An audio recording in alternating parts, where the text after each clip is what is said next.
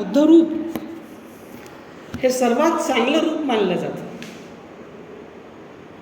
बुद्ध रूपाकडे पाहिल्यानंतर कुणीच असा मनुष्य होत नाही की तो म्हणजे त्याचा द्वेष करेल, तिरस्कार करेल.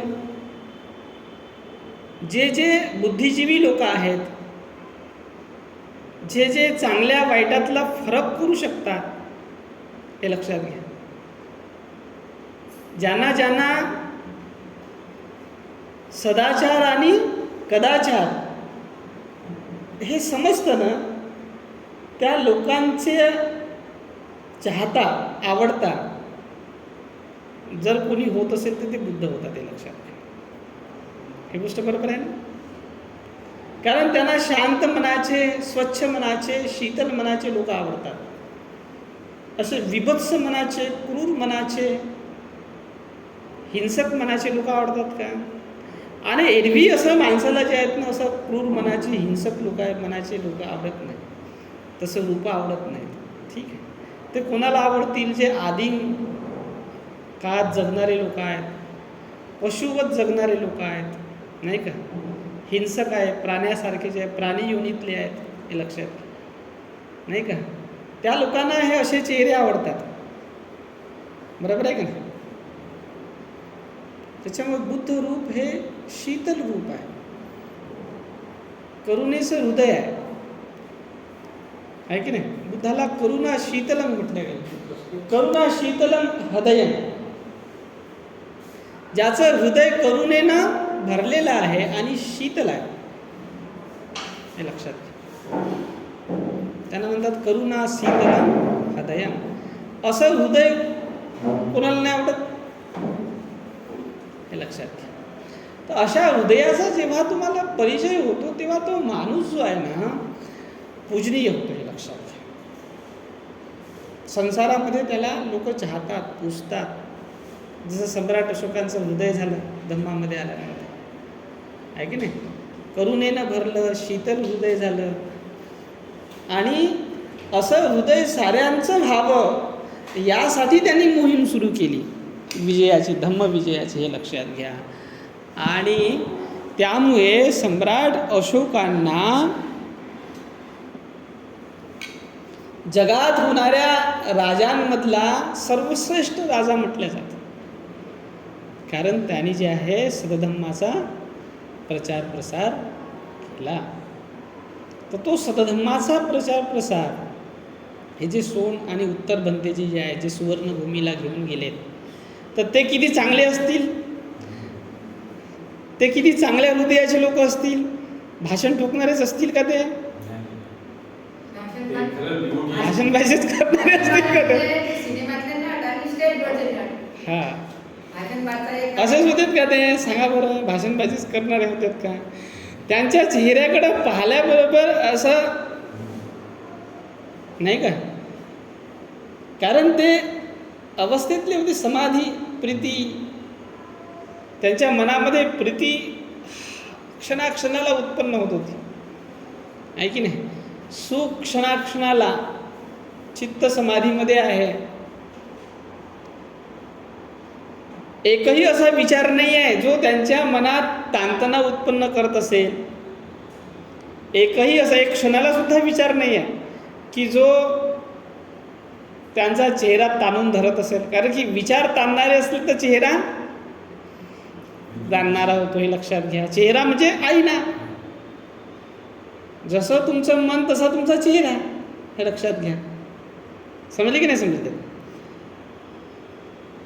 तर जे आहे ते त्यांचा चेहरा कसा होता? एकदम शांत, शीतल, तेज आहे, कांती आहे, प्रसन्न आहे. अशा माणसाला पाहून कोणीही पाहिल्याबरोबर प्रभावित होईल की नाही होणार, हे लक्षात घ्या. तर सारे लोक प्रभावित झालेत त्यांना पाहून, लोक यायला लागलेत, हे लक्षात घ्या. आणि त्यांना शरण जाऊ लागलेत, चीवर घालू लागलेत. त्यांना असं वाटलं की नाही बाबा जे आहे आम्हाला तुमच्यासोबतच राहू द्या आता काही दिवस तरी, नाही का? तर ज्यांना असं वाटलं 2 महिने किंवा 3 महिने तरी राहावं तुमच्यासोबतच, तर त्यांनी जे आहे राहणं सुरू केलं. त्यांच्यासोबत राहायचं आहे तर मग त्यांच्यासारखेच कपडे घालायला लागेल, त्यांची जीविका जगायला लागेल ना, हे लक्षात घ्या. तर मग तिथे गेल्यावरती समजते संघ जीवन काय असते. तर संघ जीवनाचा परिचय करून देणं हे तिथल्या प्रत्येक परिवारातलं काय आहे, प्रधान कर्तव्य आहे, असं ते लोक समजतात. की आपल्या पोराबारांना, आपल्या तमाम लोकांना संघ जीवनाचा परिचय करून द्यायचा. तर 3 महिन्यासाठी तरी पाठवायचं. तिथे 3 महिन्याची वर घालून राहतात, साधना करतात, अध्ययन करतात, ठीक आहे, ते जीवन जगतात. तर मग त्यांच्या मनामध्ये श्रद्धा उत्पन्न होते, हे लक्षात घ्या. संघाप्रती, धम्माप्रती, बुद्धाप्रती ती खरीखुरी श्रद्धा आहे, हे लक्षात घ्या. ती कोणती आहे? खरीखुरी श्रद्धा. श्रद्धा म्हणजे असं मन, तुमचं असं मन असतं ना की तुम्ही जे आहे ना त्यांच्या जगण्या वागण्याला, ठीक आहे, आत्मसात करता, त्यांच्यासारखं जगून पाहता, त्याला म्हणतात श्रद्धा, हे लक्षात घ्या. श्रद्धा कशाला म्हणतात?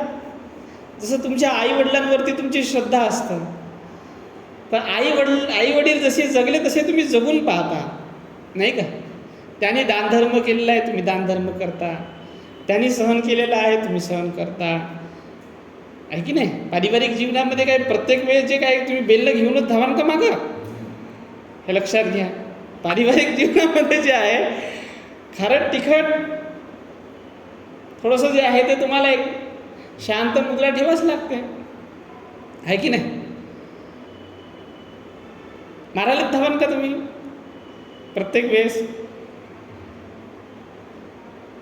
तर ते जसे जगलेत तसे तुम्ही जगून पाहता. त्याने जसं केलं चांगलं इन द सेन्स, चांगलं, वाईट नाही.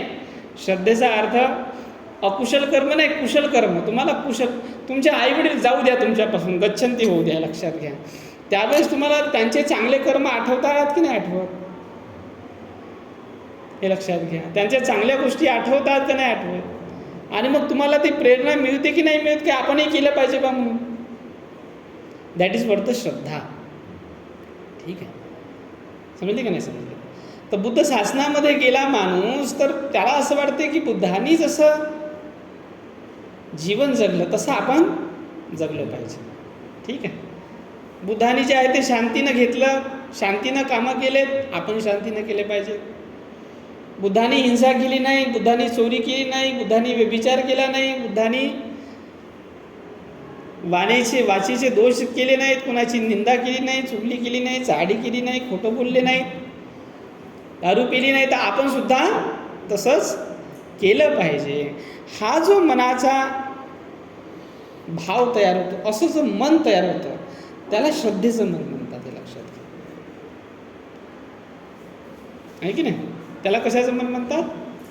श्रद्धेचं मन. तर ते मन जे आहे ना ते तयार होतं बुद्ध शासनात गेल्यावर. माणसाला असं वाटतं की नाही बा, चांगलंच जीवन आहे, स्वच्छ जीवन आहे, सुंदर जीवन आहे, चांगल्या भावनेचं जीवन आहे. तर असं जीवन जगण्याचा त्या याच्यामध्ये रीतभात सुरू झालेली आहे त्या देशामध्ये.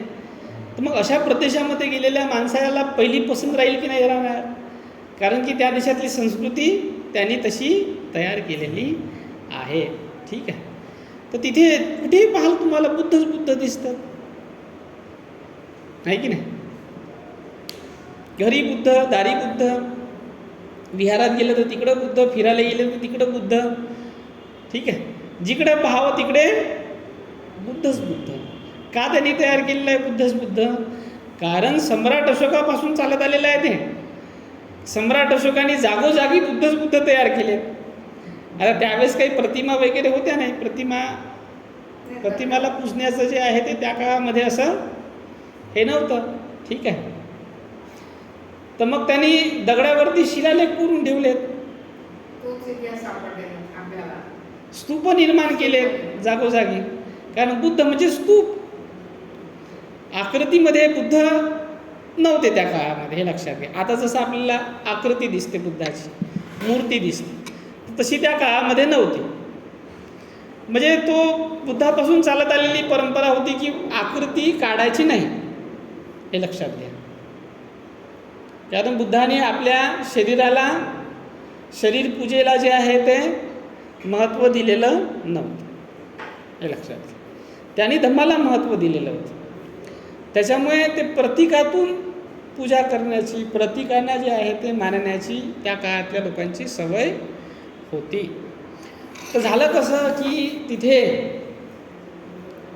त्यांनी स्तूप निर्माण केले. म्हणजे जागोजागी तुम्हाला कुठे जा, म्हणजे इथून बर्डीमध्ये जा, इथे एक स्तूप राहील, तिकडे जे आहे ते इंदोऱ्यामध्ये जा, तिथं स्तूप, इकडे जे आहे त्या मानकापूरच्या स्क्वेअरमध्ये जा, इकडे एक स्तूप, जागोजागी, हे लक्षात घ्या. तर तिथे आता काय केलं, स्तूप कालांतरानं स्तूप मागं पडले आणि मूर्ती समोर आली. आता तुम्ही तिथे जाल ना तर जागोजागी तुम्हाला विहार, मूर्त्या भगवान बुद्धाच्या जागोजागी जे आहे ते प्रतीक तुम्हाला दिसतील. असं आहे. प्रत्येक घरामध्ये एक जे आहे ते पूजाघर असतं, जिथे भगवान गौतम बुद्धाची पूजा केली जातं, तिथे भगवान बुद्धाची मूर्ती ठेवल्या जातं, हे लक्षात घ्या. आणि तिथे जाऊन सकाळी उठल्याबरोबर पहिले काय करतात ते लोक, भगवान गौतम बुद्धांना पुष्प वाहतात, अगरबत्ती लावतील, मोमबत्ती लावतील, नाही का, फुलं वाहतील, नतमस्तक होतील, वंदना घेतील, थोडासा वेळ असला तर 5-10 मिनिट मेडिटेशन करतील. त्यांच्या दारापर्यंत कोणी भंतेजी आले तर त्यांना भिक्षा देतील, आहे की नाही. तर ही सवय आहे त्या देशामध्ये. सकाळीच उठतात, म्हणजे 4 वाजतापासूनच त्यांचा दिवस सुरू होऊन जातो, हे लक्षात घ्या. 6 वाजताच भंतेजी लोक येतात, 5:30-6 वाजताच घरी. तर काय असंच देणार आहे का, शिव पार्थ देणार आहे का भंतेजीले? भंतेजीवरती एवढी श्रद्धा आहे त्यांचीवाली, तर शिव पार्थ देईल का? तर ताजं वगैरे बनवून सकाळीच उठतात तिथल्या उपासिका. आणि उपासिकेचं मन जे असतं ना, उपासिका म्हणजे त्यांच्यामध्ये श्रद्धेचा जो पॅरामीटर असतो तो जास्त असतो राधाध्यान माणसापेक्षा, हे लक्षात घ्या. खूप श्रद्धा, म्हणजे जगातले जेवढे काही धर्म जे आहे कोणाच्या भरोशावर तर चाललेले असतील तर ते महिलांच्या भरोशावरती चाललेले असते, हे लक्षात घ्या. महिला खूप चांगल्या मनाच्या असतात, म्हणजे अशा सात्विक मनाच्या असतात, त्यांच्यामध्ये ते श्रद्धा जास्त असते, जन्मजात, हे लक्षात घ्या. तर तिथे जे आहे ते खूप महिला जे आहेत ना तुम्हाला हे कामं करताना दिसते. सकाळीच उठतील, आपलं जे आहे ते भंतेजीसाठी पहिले जेवण बनवतील, आणि त्यांना जे आहे ते हे करतात. आणि खूप श्रद्धेनं, म्हणजे हात जोडून, त्यांना गुडघे टेकून रस्त्यावरती, हे लक्षात घ्या. रस्त्यावरती जे आहे, कारण की अंदर तर घरात तर भंतेजी येत नाहीत, रस्त्यावरच राहतात. तर रस्त्यावरती जे आहे असे गुडघे टेकून जे आहे ते भंतेजीला दोनही हातानं देतात भिक्षा, आणि असे हात जोडून बसतात, त्यांचे आशीष वचन घेतात. ते जे मंगलगाथा म्हणतात ना, भवतु सब्ब मंगलम, तर तसं जे आहे ते करतात, हे लक्षात घ्या तिथे. आणि मग जे आहे त्यांना असं वाटलं की आज उपवासाचा दिवस आहे, तर भंतेजीला आपण भोजनदान दिलं पाहिजे आपल्या सपरिवार. तर ते सपरिवार विहारामध्ये जातात आणि 12च्या आत पुन्हा भोजन करायचं आहे त्यांना, 12च्या नंतर भोजन करत नाही. तर 12च्या आत जे आहे ना ते तिथे भोजनदान वगैरे देतात भंतेजीला, सांगतात की भंतेजी आज आम्ही येऊन राहिलेलो आहोत सपरिवार, तर तिथे आपल्या घरूनच घेऊन जातात, जे काही न्यायचं आहे त्यांना जेवणाचं साहित्य ते देतात, जेवण देतात, चिवर द्यायचं असेल तर चिवर देतात, पात्र द्यायचं असेल तर पात्र देतात, धन द्यायचं असेल तर धन देतात, फल द्यायचं आहे तर फल देतात, जे दान त्यांना करावंसं वाटतं. किंवा विहारामध्ये त्यांना असं दिसून राहिलेलं आहे का पंखा जे आहे ते चालूच नाही राहिलेला आहे, थोडंसं नाही का जुना झालेला आहे किंवा काही आहे, तर मग ते पंखा देतील. किंवा विहारामध्ये स्टाईल नाही लागून आहे तर त्यांना असं वाटतं का स्टाईल आपलं, म्हणजे जसं आपण आपल्या घरी गेलं तर एखादी गोष्ट जी आहे आपल्याला असं वाटून राहिलेलं आहे का बेसिनचा नळ खराब झालेला आहे, तर आपण जातो ना तो नळ दुरुस्त करतो की नाही करत. तर तसं जे आहे ते लोक आपल्या विहाराला समजतात. का समजतात? ते राहून आहेत ना ते विहारात, ते 3-4 महिने, 1-2 वर्ष, 4-5 वर्ष राहून आहेत ना, तेव्हाच त्यांच्या मध्ये ते त्या स्थानाप्रती आपुलकी येईल की नाही. आता इथे जे आहे ते राहूनच नाही, तिकडे जे आहे तर काय आपुलकी राहणार आहे. जिथे राहील तिथेच माणसाला आपुलकी येईल की नाही, हे लक्षात घ्या. तर म्हणून तो भाव आतून तयार होतो देण्याचा, त्याला म्हणतात दान. दान म्हणजे तुमच्या मनामध्ये आतून तयार होते देण्याचा भाव. तर तिथे त्या विहाराचं जे आहे ते मेंटेनन्स हे करायचं आहे, तर ते उपासक लोक करतात. भिक्षू लोक कुठं, त्यांच्याकडे कुठे पैसा आहे. भगवान गौतम बुद्धाने ते सांगितलेलं काय, जात रूप रजत पटिक गहना वेरमणी सिक्खापदं समाधिया. तर त्यांना पैसे काही ग्रहण करायचा विनय नाही आहे त्यांचावाला. तर मग कोण हे करतील, उपासक लोक करतील.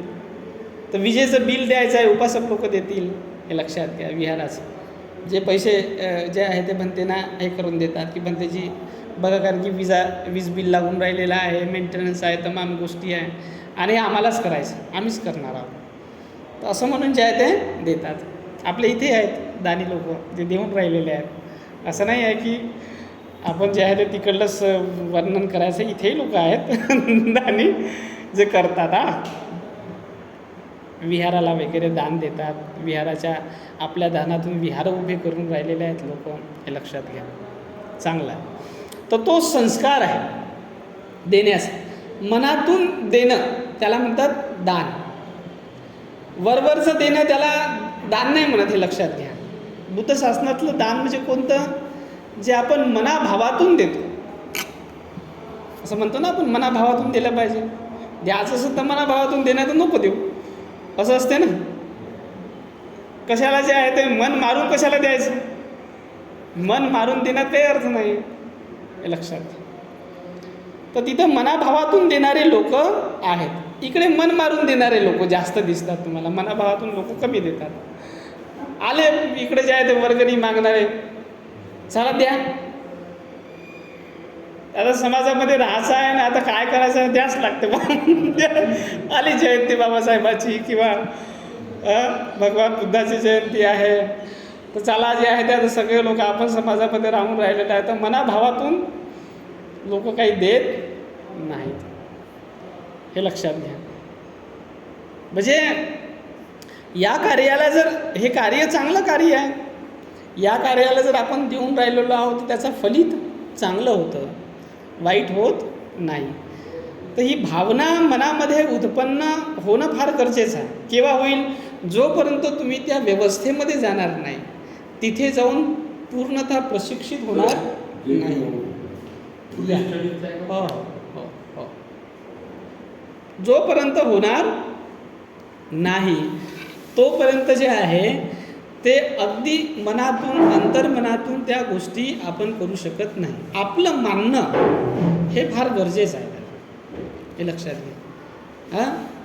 समजा तुमच्या घरी नातेवाईक आलेत, त्या नातेवाईकाप्रती आपला भाव असला तर तुम्ही किती तुमच्यामध्ये ऊर्जा येते. एवढी तर ऊर्जा जी आहे ते म्हणजे हे लक्षात घ्या, किती ऊर्जा, म्हणजे 440 व्होल्ट पॉवरची ऊर्जा राहते, हे लक्षात घ्या.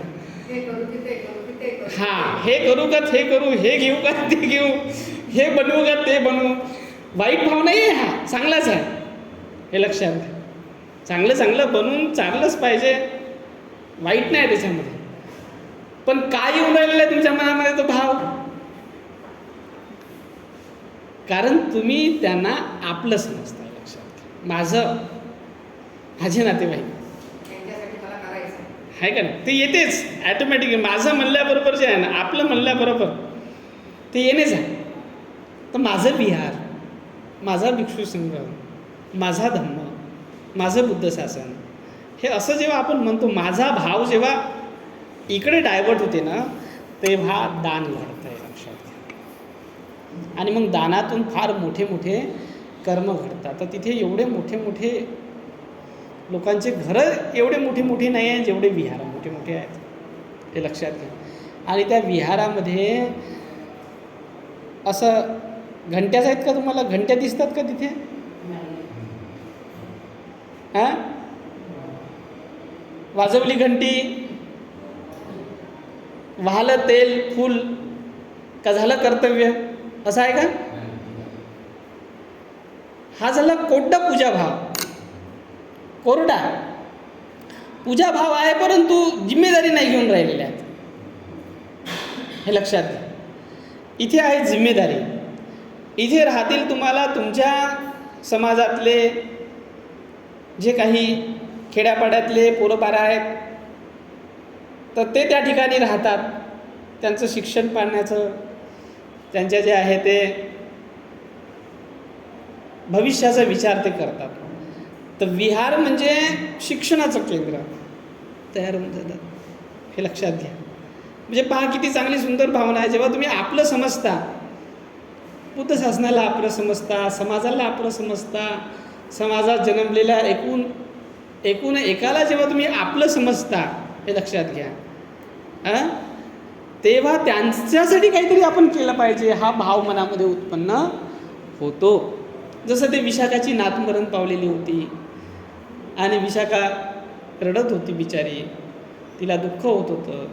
तेव्हा मग भगवान गौतम बुद्धांनी का म्हणलं विशाखेला, म्हणजे विशाखा या श्रावस्तीमध्ये तुझ्या नातीच्या वयाच्या किती मुली आहेत, तर म्हणजे हजारोच्या संख्येने आहेत, तर तू त्यांना आपली नात का म्हणत नाहीस?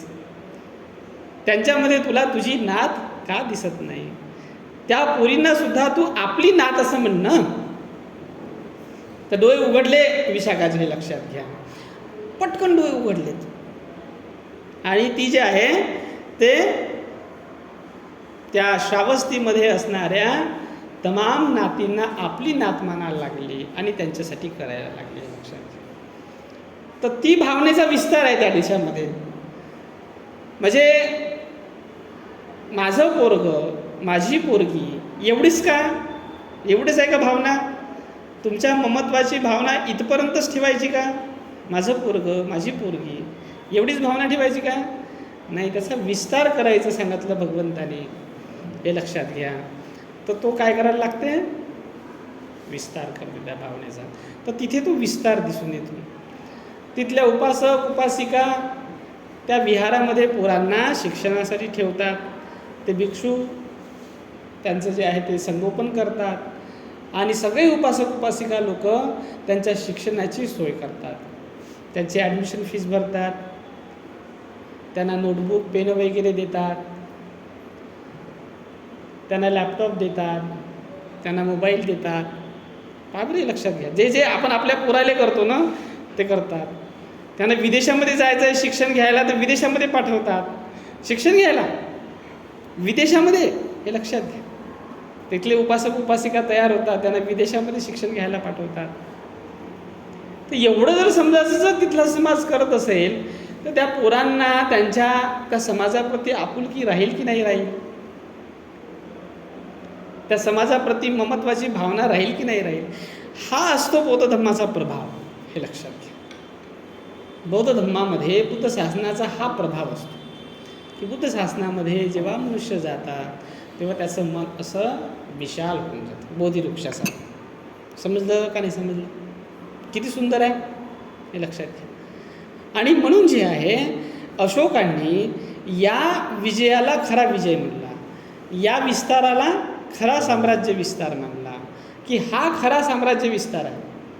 मनाचा विस्तार झाला पाहिजे, मनातील भावनेचा विस्तार झाला पाहिजे, मनातील ममत्वाचा विस्तार झाला पाहिजे. समजले का नाही समजले? तर तो विस्तार करणारे असे मोठे महामानव, ठीक आहे, त्यांनी पाठवलेले होते वेगवेगळ्या देशामध्ये. श्रीलंकेमध्ये त्यांनी पाठवले. कोणाला पाठवलेलं होतं श्रीलंकेमध्ये? महेंद्र आणि संघमित्राला पाठवलं. अशोकाने आपल्या पोटच्या लेकरांना पाठवलं त्या ठिकाणी की जा तुम्ही, हा खरं जे आहे हे खरी युद्ध मोहीम आहे, हे खरं जे आहे ना इकडे विस्तार, हा खरा साम्राज्य विस्तार आहे, याचा विस्तार करायचा. काय हां, तर हे जे आहेत ना हे खरं काय आहे? साम्राज्य विस्तार आहे. तर त्यांनी जे आहे ते आपल्या पोराबारांना श्रीलंकेमध्ये पाठवलं. संपूर्ण श्रीलंका बौद्धमय झाली. हे लक्षात घ्या. आजही त्या देशाचं केवढं मोठं उपकार आहे. म्हणजे आज जे त्रिपिटक आहे आपण पाहतो, तिथे सगळं त्रिपिटक कोणामुळे आहे? कोणामुळे आहे? श्रीलंकेमुळे आहे. लक्षात घ्या. तिथल्या लोकांनी त्याला आपलं समजलं आहे. लक्षात घ्या. त्याचं जतन करून ठेवलं, त्याचं पाठांतर केलं, हे लक्षात घ्या. त्याला लिपिबद्ध केलं आणि ते टिकून ठेवलं, हे लक्षात घ्या. टिकून ठेवणं फार महत्त्वाचं. हां, तर त्या देशातल्या लोकांनी एवढं टिकून ठेवलं त्याला की त्याला जे आहे ते म्हणजे जान जाय पर बुद्ध वचन न जाय. समजले की नाही? जीव गेला तरी बेहतर, पण बुद्ध वचन नाही गेलं पाहिजे, हे लक्षात घ्या. तुम्ही श्रीलंकेचा इतिहास शिकाल ना, त्याच्यामध्ये तुम्हाला समजेल की एक वेळ अशी परिस्थिती आली होती श्रीलंकेवरती की भीषण त्या ठिकाणी जे आहे ते दुष्काळ पडलेला होता आणि भिक्षू संघांना खायलासुद्धा मिळत नव्हतं. तर त्यांनी जे आहे म्हणजे शेवटच्या श्वासापर्यंत, हे लक्षात घ्या, त्रिपिटक टिकून ठेवलं. कारण की त्यावेळेस कंठस्थ करायची परंपरा होती, रोज कंठस्थ करावं लागायचं त्यांना ते सगळं. एक भिक्षू होता, त्याला जे आहे ते त्याचा जीव जाण्याची वेळ आलेली होती, लक्षात घ्या. असं पडून राहिला बिचारा आणि जेवढं शक्ती होती तेवढ्या शक्तीनं जे आहे तो ते पठण करत राहिला. बरं झाला तो मरण नाही पावला, तर नाही तर त्रिपिटकाचा तेवढा भाग जो आहे तो खतम झाला असता. तर मग त्या लोकांना असं वाटलं की बा आपण जे आहे ते लिहून ठेवायचं. तर मग त्यांनी जे आहे त्रिपिटक लिहिलं आणि ते आज आपल्याला पाहावयास मिळते, लक्षात घ्या. तर ह्या सगळ्या परंपरा ज्या आहेत ना, म्यानमारमध्ये दगडावरती कोरून ठेवलं, अख्खच्या अख्खं त्रिपिटक दगडांवरती कोरून ठेवलेलं आहे, हे लक्षात घ्या. का? कारण पोटच्या पोरापेक्षाही जास्त जीवापाड प्रेम करणारे लोक जे आहेत ते तिथे बुद्ध शासनावरती आहेत, हे लक्षात घ्या. जसं बाबासाहेबाचं प्रेम पोटच्या पोरापेक्षाही कशावरती होतं?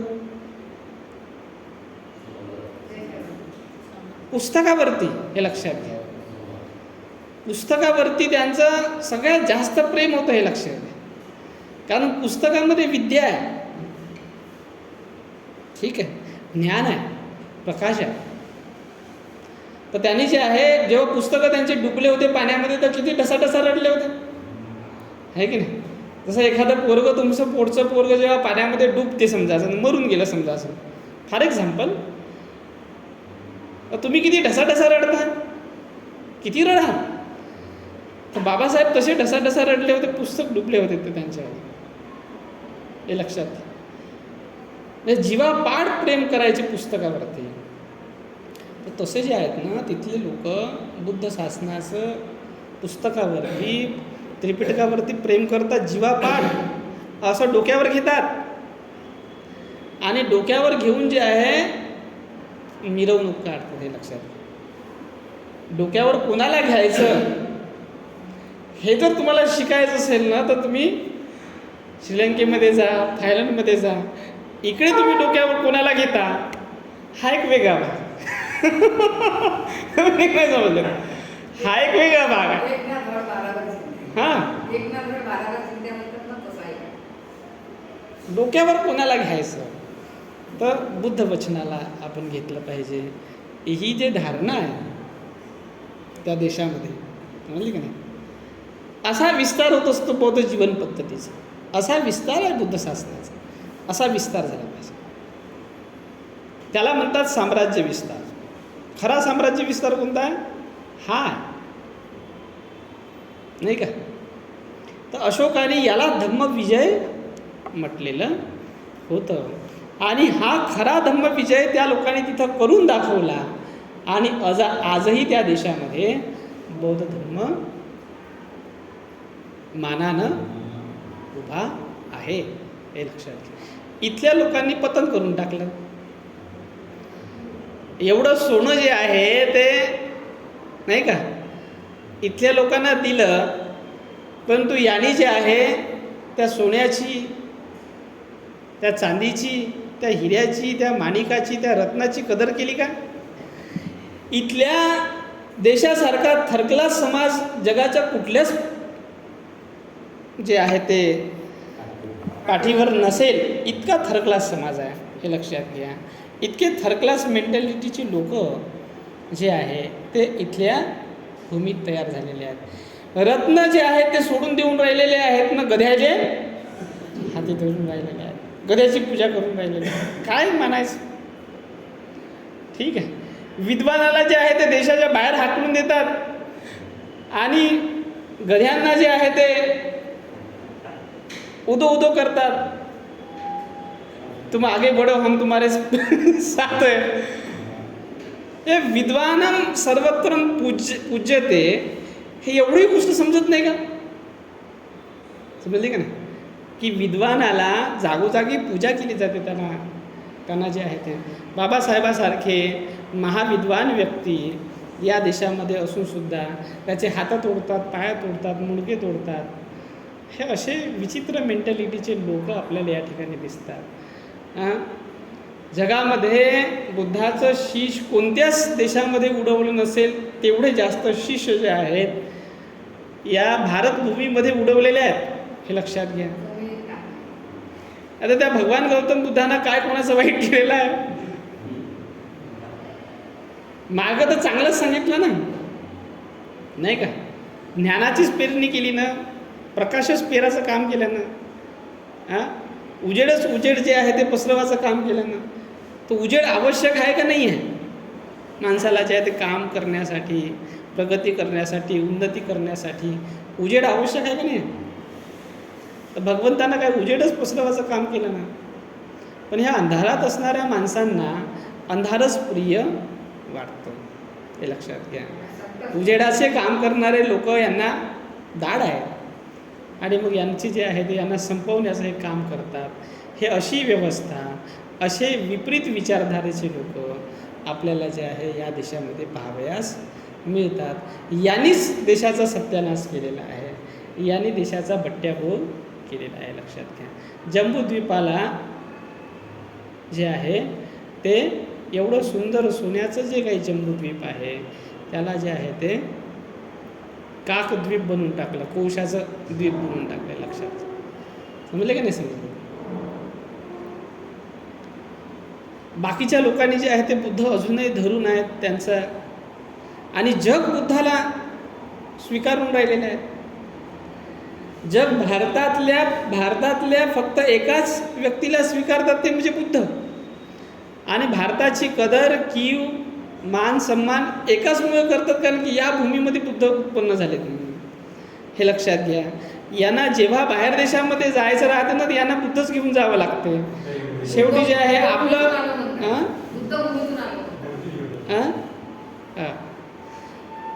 कारण त्यांना बुद्ध प्रिय आहे ना.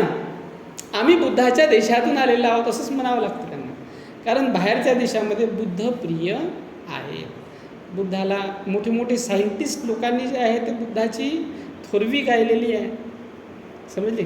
आईन्स्टाईनसारखा जगातला सर्वात श्रेष्ठतम विद्वान त्याने जे आहे बुद्धाला काय म्हटलेलं आहे? या जगामध्ये, वर्तमान जगामध्ये जर कोणता धर्म विज्ञानाला उत्तर देऊ शकत असेल आणि विज्ञानाशी सुसंगत होऊ शकत असेल तर तो कोणता आहे? एकमात्र धर्म आहे, तो म्हणजे बुद्धाचा धर्म. जगामध्ये जेव्हा सर्व धर्मांच्या परिषदा होतात तेव्हा नंबर कोणत्या धर्माचा आहे? तो पहिला बुद्ध धर्माचा आहे, तो लक्षात घ्या. कारण बुद्धाच्या धर्माने अशी एकही गोष्ट सांगितली नाही जे जगाच्यासाठी विघातक राहील, विनाशक राहील, ठीक आहे, जगाचं अहित करणारं राहील, अशी एकही गोष्ट बुद्धानं सांगितली, हे लक्षात घ्या. अभि तो बुद्धाने म्हटलं की जे जे बुद्धाचे अनुयायी आहेत त्यांना म्हटलं की बाबा तुम्ही जे आहे ते काय करा, जगाच्या हितासाठी, जगाच्या सुखासाठी तुम्ही काय करा, विचरण करा, समजले का नाही, काम करा, जगाचं कल्याण कसं होईल, जगाचं हित कसं होईल, ठीक आहे, हे करण्यासाठी तुम्ही अहोरात्र काम करा. हा संदेश जो आहे फक्त बुद्धाने दिलेला आहे, लक्षात घ्या. असं काम करण्याचा संदेश तो बुद्धाने दिलेला आहे. आणि हा बुद्ध धर्म जे आहे शिकणं हे महत्त्वाचं आहे. आपण या डिसिप्लिनमध्ये कशासाठी आलेलो आहोत? असा बुद्ध धर्म शिकण्यासाठी. हे लक्षात घ्या. समजले का नाही समजले? बुद्ध धर्म कोणता? जो हितासाठी सुखासाठी काम करायला लावेल असा बुद्ध धर्म शिकण्यासाठी आपण या डिसिप्लिनमध्ये आलेलो, हे लक्षात घ्या. हा खूप कामाचा आहे.